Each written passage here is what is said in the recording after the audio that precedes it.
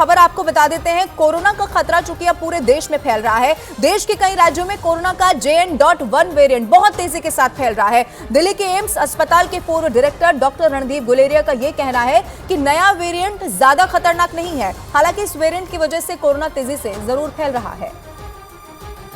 ये ओमिक्रॉन का ही एक सब वेरिएंट है, सब लीनिएज है और केसेस तो बड़े हैं, लेकिन जो भी डेटा आया है उससे क्लियरली ये दिख रहा है कि ये इतना सीरियस नहीं है जैसे आपने कहा डेल्टा टाइप में था, क्योंकि ज़्यादातर जो लक्षण हैं वो अपर एयरवेज के हैं, जुकाम, नज़ला, गले में दर्द, खांसी, बॉडी एक्स।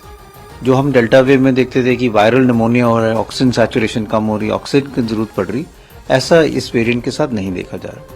तो ये एक माइल्डर वेरिएंट है, लेकिन ये वेरिएंट ज़्यादा ट्रांसमिसेबल है, ज़्यादा फैल रहा है और जो प्रीवियसली एग्जिस्टिंग वेरिएंट थे उनको ओवरटेक करके ये ज़्यादा डोमिनेंट वेरिएंट बन रहा है। कई देशों में ये देखा गया है, लेकिन हमें सतर्क रहना है, सर्वेलेंस करने की जरूरत है, ऑब्जर्व करने की जरूरत है। और देखिए, देश में कोरोना के मामले 3000 के पार पहुंच गए हैं। 21 राज्यों में कोरोना पैर पसार चुका है। अब चलिए आपको बताते हैं कि किस राज्य में कोरोना के कितने एक्टिव केसेस फिलहाल बताए जा रहे हैं, कौन से राज्य की क्या स्थिति है।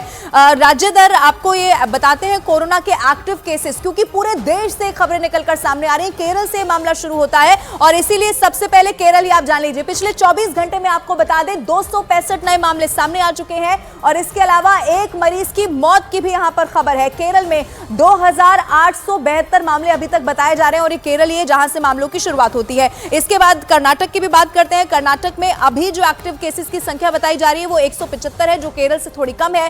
तमिलनाडु आप देखेंगे तो तमिलनाडु में इस वक्त ज्यादा मामले हैं, लेकिन इन राज्यों से कम है, यानी कि अभी इसका आंकड़ा 117 बताया जा रहा है। लेकिन जितनी तेजी के साथ ये फैल रहा है, आप देखिए महाराष्ट्र जहां पर पिछली बार तबाही आई थी, 68 मामले अभी तक एक्टिव केसेस यहां पर बताए जा रहे हैं। गुजरात में 44 है, पुडुचेरी में आप देखेंगे तो 31 है, तेलंगाना में एक्टिव केसेस की संख्या अभी 27 बताई जा रही है, गोवा में भी 24 एक्टिव केसेस हैं। इसके अलावा आंध्र प्रदेश की अगर बात करें तो आंध्र प्रदेश में 12, बिहार में 2 एक्टिव केसेस हैं। ये संख्या भी लगातार बढ़ रही है। बिहार की भी हमने बात करी। छत्तीसगढ़ की अगर यहां पर बात करें तो छत्तीसगढ़ में 5, पंजाब में भी मामले सामने आ रहे हैं, 3 एक्टिव केसेस हैं। उत्तर प्रदेश में आंकड़ा बढ़ गया है, 8 एक्टिव केसेस हैं। दिल्ली में भी आप देखिए इस वक्त 8 एक्टिव केसेस बताए जा रहे हैं। जम्मू कश्मीर में आप देखेंगे तो जम्मू कश्मीर में 2, इसके अलावा हरियाणा में भी 2, जम्मू कश्मीर जितने ही मामले। राजस्थान में 10 मामले अभी तक एक्टिव बताए जा रहे हैं। बात मध्य प्रदेश की करें तो यहां पर भी 2 एक्टिव केसेस हैं कोरोना के। झारखंड में यह आंकड़ा 4 है। असम की बात करेंगे तो असम में एक्टिव केसेस की संख्या अब 3 हो चली है। ये राज्य दर आंकड़ा इस वक्त आपको हम दिखा रहे हैं। अब आप देखिए छत्तीसगढ़